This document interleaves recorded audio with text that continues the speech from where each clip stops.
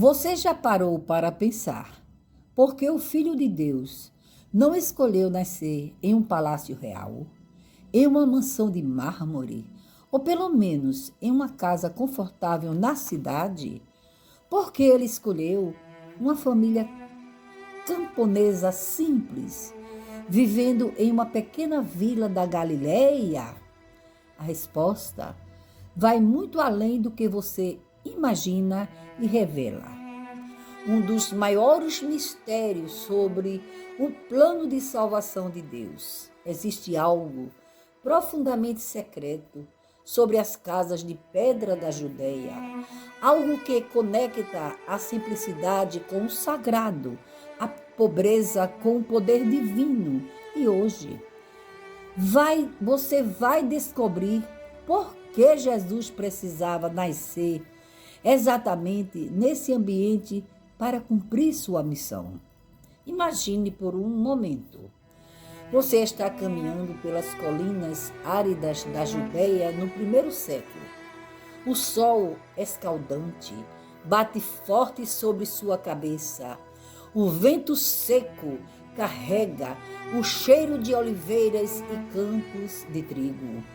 Você se aproxima de uma pequena vila e vê famílias inteiras trabalhando juntas, desde crianças pequenas até idosos curvados pela idade. Estas não são pessoas desesperadas ou miseráveis. São famílias que descobriram o segredo da verdadeira riqueza, a dependência total de Deus e a união inquebrantável uns com os outros. Era neste ambiente que Jesus cresceu e não foi por acaso. As casas onde essas famílias camponesas viviam eram verdadeiras fortalezas espirituais disfarçadas de simplicidade. Construída com pedras locais, cuidadosamente selecionadas, essas habitações eram erguidas para durar gerações. Cada pedra era posicionada com precisão, sem argamassa moderna, dependendo apenas do encaixe perfeito e da sabedoria ancestral dos construtores. Mas aqui está o primeiro mistério que poucos percebem. Essas casas eram construídas seguindo os mesmos princípios que Deus usaria mais tarde para construir sua igreja. Jesus não estava fazendo apenas uma metáfora quando disse: sobre esta pedra edificarei a minha igreja. Ele estava se referindo a algo que havia observado durante toda a sua infância. A estrutura dessas casas revelava segredos profundos sobre a família e a fé. O piso térreo abrigava os animais durante as noites frias, proporcionando calor natural para toda a família. O andar superior, acessível por uma escada externa de pedra, era onde a família realmente vivia. Comia, dormia, orava e celebrava. Essa arquitetura não era apenas prática, era profética. Ela simbolizava que a vida verdadeira acontece em um nível superior, elevado, acima das necessidades básicas de sobrevivência. Jesus cresceu vendo diariamente essa lição sendo vivida na estrutura física de sua própria casa. Mas existe algo ainda mais impressionante sobre essas habitações camponesas. O terraço plano no topo da casa não era apenas um espaço extra, era o lugar mais sagrado de toda a residência. Era ali que a família se reunia para as orações matinais e vespertinas. Era ali que eles podiam contemplar as estrelas e meditar nas promessas de Deus. Era ali que os pais transmitiam aos filhos as histórias sagradas e os ensinamentos da Troa. Quando Jesus subiu ao monte para orar, Quando ele buscava lugares altos para se conectar com o Pai, ele estava repetindo um padrão que havia aprendido desde criança em sua própria casa camponesa. Agora, compreenda a genialidade divina por trás dessa escolha. Jesus não nasceu entre camponeses por acaso ou por limitação financeira de José e Maria. Ele nasceu ali porque sabia que precisava experimentar desde o berço a vida de total dependência de Deus que caracterizava essas famílias. Diferente dos ricos que confiavam em suas riquezas ou dos nobres que dependiam de seus títulos, os camponeses da Judéia viviam a fé prática e diária. Eles sabiam que cada colheita dependia das chuvas enviadas pelo Altíssimo, que cada dia de saúde era um presente divino, que cada refeição na mesa era um milagre de provisão celestial. Essas famílias camponesas desenvolveram uma espiritualidade única, baseada na gratidão constante e na adoração através do trabalho. Cada manhã começava com orações de agradecimento pela oportunidade de trabalhar. Cada refeição era precedida de bênçãos sinceras, cada colheita era celebrada como uma festa sagrada. Jesus cresceu, vendo seus pais viverem essa fé genuína, e foi exatamente essa autenticidade espiritual que ele trouxe para o seu ministério. Quando ele disse: "Vinde a mim, todos os que estáis cansados e oprimidos", ele não estava falando como alguém que apenas observou o sofrimento de longe. Ele estava falando como alguém que havia vivido a vida de trabalho duro e dependência de Deus que caracterizava essas famílias. E aqui está a revelação mais surpreendente de todas. Jesus escolheu nascer entre camponeses porque ele já vivia os princípios do reino de Deus sem nem perceber. Eles compartilhavam recursos em tempos de necessidade, cuidavam uns dos outros como verdadeiros irmãos, encontravam alegria nas coisas simples da vida e mantinham seus corações sempre voltados para o Criador. Quando Jesus começou a ensinar sobre o reino dos céus, ele não estava introduzindo conceitos completamente novos. Ele estava revelando e aperfeiçoando um estilo de vida que já havia aprendido e praticado durante 30 anos em Nazaré. Mas se a casa era o fundamento da vida camponesa, o que exatamente essas famílias faziam quando saíam para trabalhar nos campos? O que elas plantavam além de alimentos para a sobrevivência? A resposta vai revelar mistérios ainda mais profundos sobre como Deus prepara seu povo através do trabalho da terra. A terra da Judéia guardava segredos que iam muito além da agricultura comum. Quando uma família camponesa saía ao amanhecer para trabalhar nos campos, eles não estavam apenas plantando sementes para colher alimentos. Eles estavam participando de um mistério divino que conectava o natural com o sobrenatural, o temporal com o eterno. Existe uma razão profética por trás de cada cultivo que essas famílias escolhiam.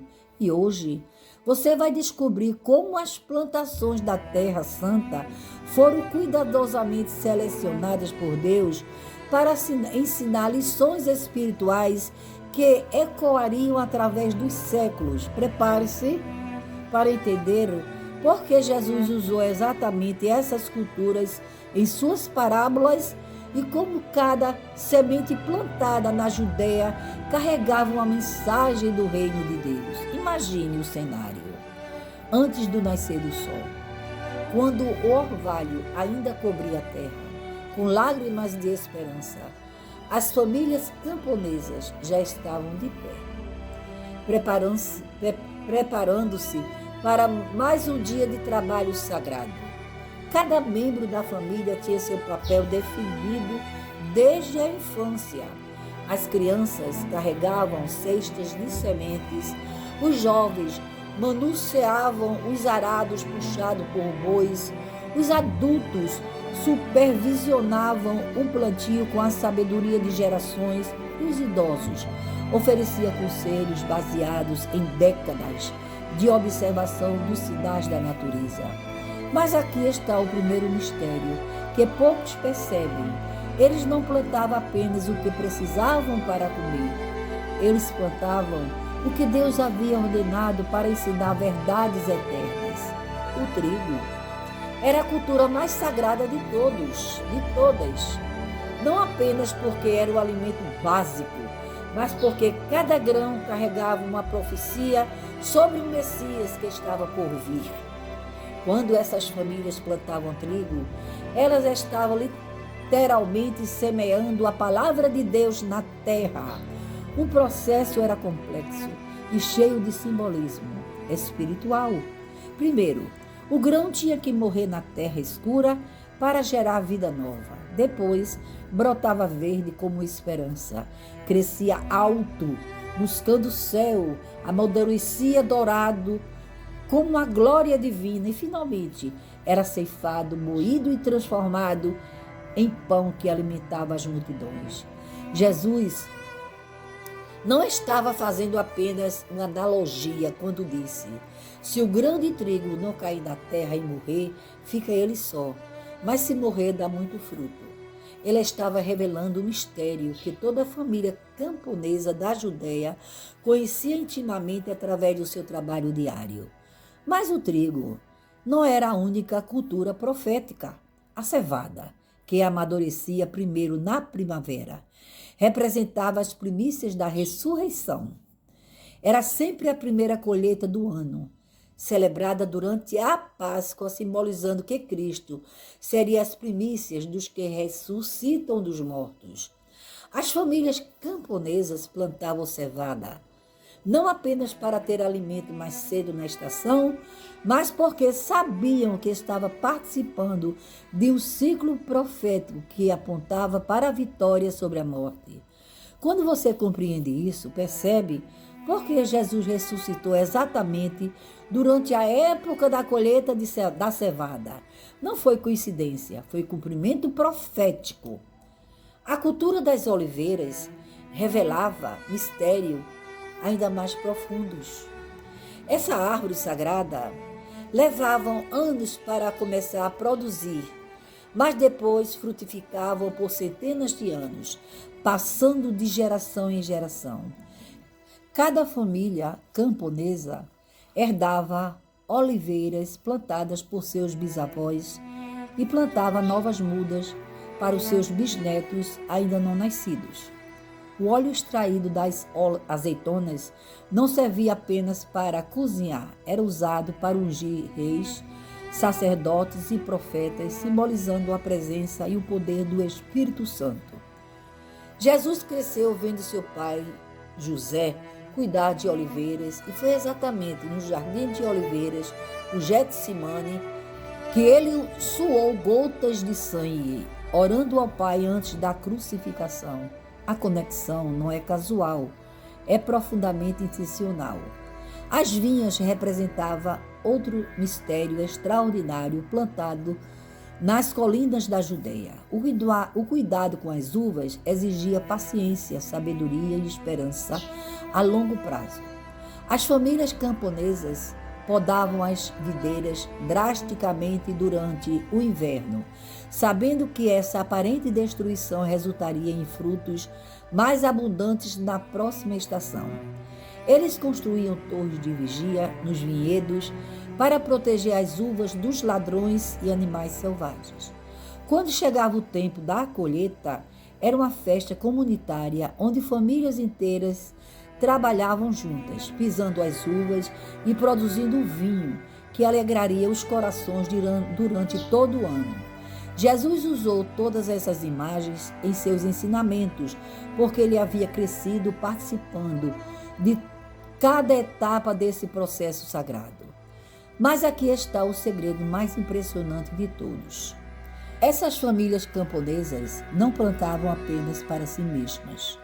Elas plantavam pensando nas gerações futuras e nas necessidades da comunidade.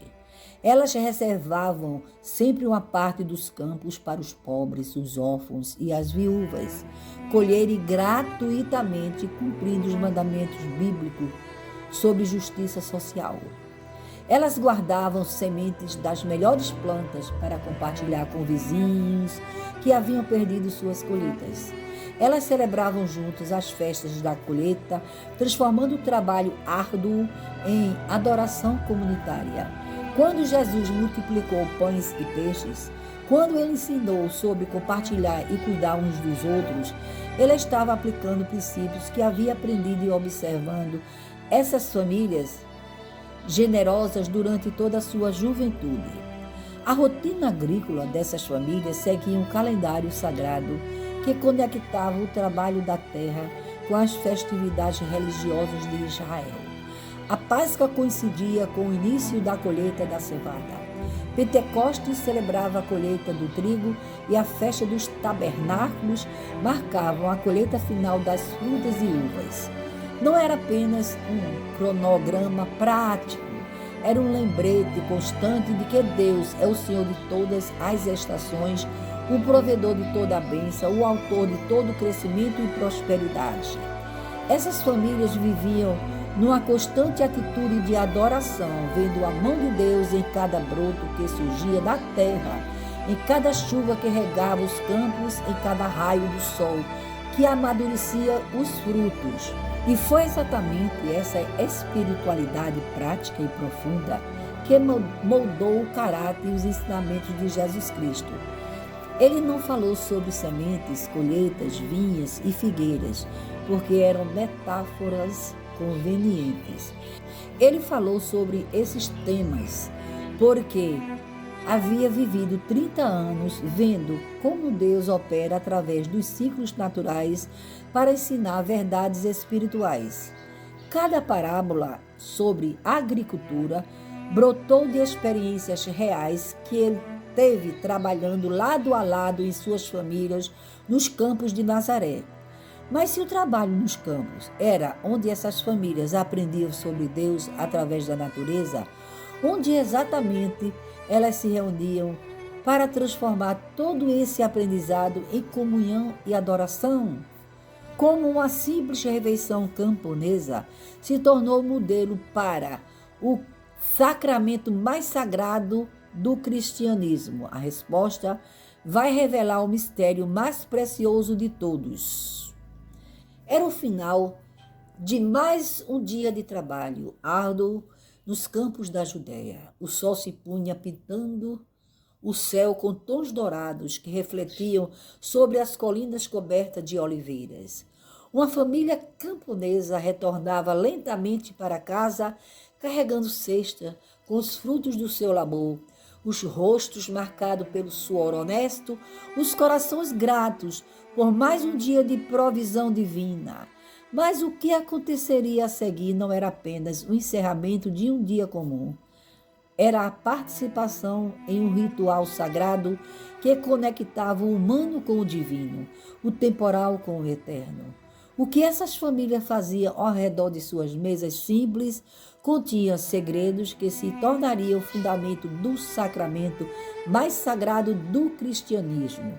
E Jesus, que participou dessa rotina por 30 anos, sabia exatamente o que estava fazendo quando instituiu a Santa Ceia. Imagine a cena.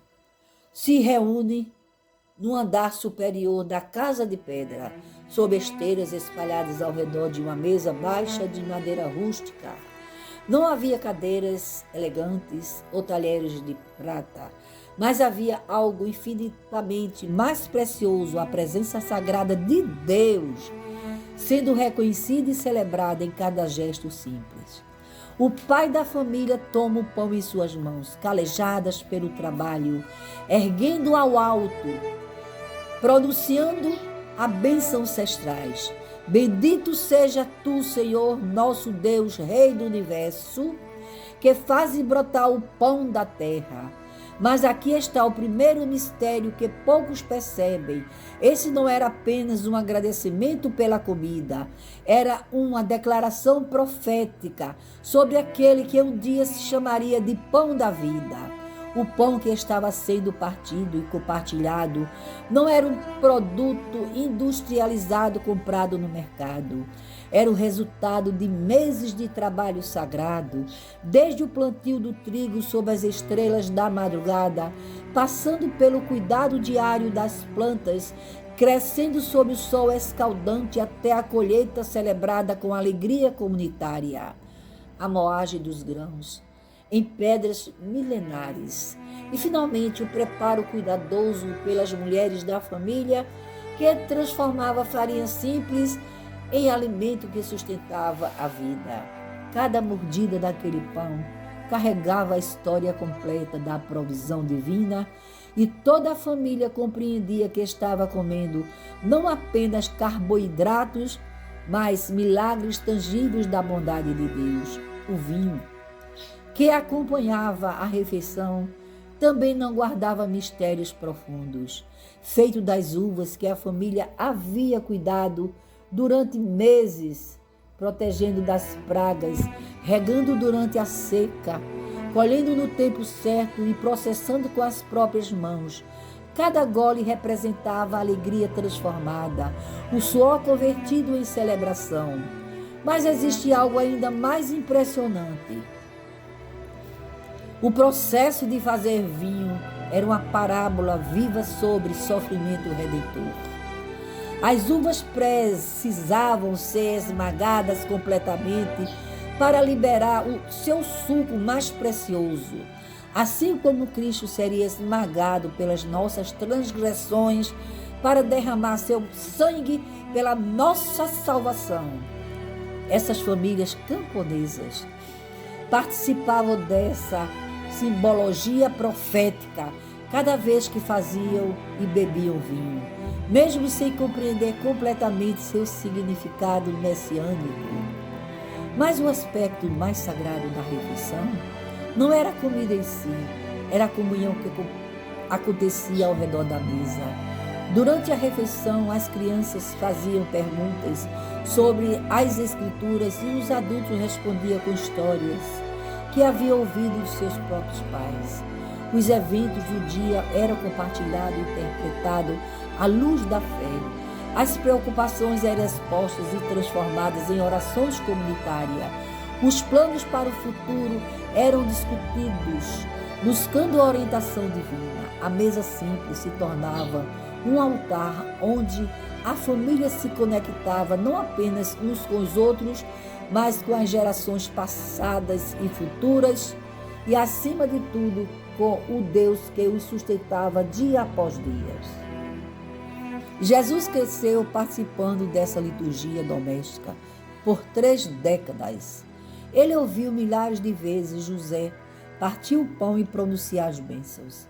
Ele viu incontáveis vezes Maria servir o vinho com reverência e gratidão. Ele participou de milhares de conversas onde a palavra de Deus era mastigada junto com o alimento físico. Quando chegou o momento de instruir a Santa Ceia, ele não estava criando algo completamente novo. Ele estava elevando e eternizando algo que era já sagrado na vida cotidiana das famílias da Judéia.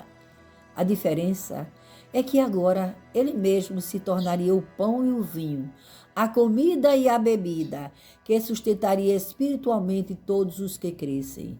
A genialidade divina se revela quando compreendemos que Jesus escolheu elementos que toda a família camponesa conhecia intimamente para representar seu corpo e sangue. Ele não usou ingredientes exóticos ou raros que só os ricos poderiam reconhecer. Ele usou o pão e vinho porque sabia que desde a mais humilde cabana até o palácio mais luxuoso, todos entenderiam o simbolismo do alimento compartilhado como expressão de amor, comunhão e vida sustentada. Ele estava democratizando a experiência do sagrado. tornando cada refeição simples uma oportunidade de lembrar seu sacrifício e experimentar sua presença. Mas existe uma dimensão ainda mais profunda neste mistério. Quando Jesus disse: "Fazei isto em memória de mim", ele estava estabelecendo que a rotina sagrada das famílias camponesas continuaria através dos séculos, mas agora com um significado completamente transformado. Cada vez que partimos o pão e bebemos o vinho, não estamos apenas lembrando de um evento histórico distante, estamos participando da mesma intimidade familiar que Jesus experimentou durante 30 anos ao redor da mesa de José e Maria. Estamos nos conectando com a simplicidade sagrada que moldou o caráter do Salvador do mundo. A mesa camponesa nos ensina que o sagrado não precisa ser complicado, pomposo ou inacessível. Deus se revela na simplicidade do pão partilhado, na gratidão sincera pela provisão diária, na conversa honesta sobre a vida e na comunhão genuína entre pessoas que se amam. Quando Jesus transformou a refeição comum na Santa Ceia, ele estava revelando que toda mesa pode se tornar um altar, toda família pode se tornar uma igreja e toda refeição pode se tornar um sacramento quando é vivido com gratidão, amor e consciência da presença divina. E a verdade mais impressionante é que essa experiência continua disponível para nós hoje. Cada vez que nos reunimos em família ao redor da mesa, cada vez que agradecemos sinceramente pela comida, cada vez que compartilhamos não apenas alimento, mas também nossas vidas, histórias e sonhos, estamos participando da mesma rotina sagrada que moldou o caráter de Jesus Cristo. A diferença é que agora sabemos que Ele está presente conosco, não apenas como o menino que cresceu em Nazaré, mas como o Senhor ressurreto, que prometeu estar sempre onde 2 ou 3 se reúnem em seu nome. Se essas revelações sobre a vida camponesa na Judéia tocar o seu coração e abrir os seus olhos para novos mistérios das Escrituras, não se esqueça de inscrever no canal Mistérios do Reino e ativar o sininho para ser notificado sempre que descobrirmos juntos mais segredos da Palavra de Deus. Deixe seu like neste vídeo se ele transformou sua perspectiva sobre a simplicidade sagrada e compartilhe nos comentários como você vai aplicar essas revelações na sua própria vida familiar. Você conhece outros aspectos da vida no tempo de Jesus que gostaria de ver desvendado aqui no canal? Escreva suas sugestões aí embaixo, porque cada comentário seu nos ajuda a continuar explorando os mistérios mais profundos e transformadores das Escrituras. Que Deus abençoe sua família ao redor da sua mesa e até o próximo mistério.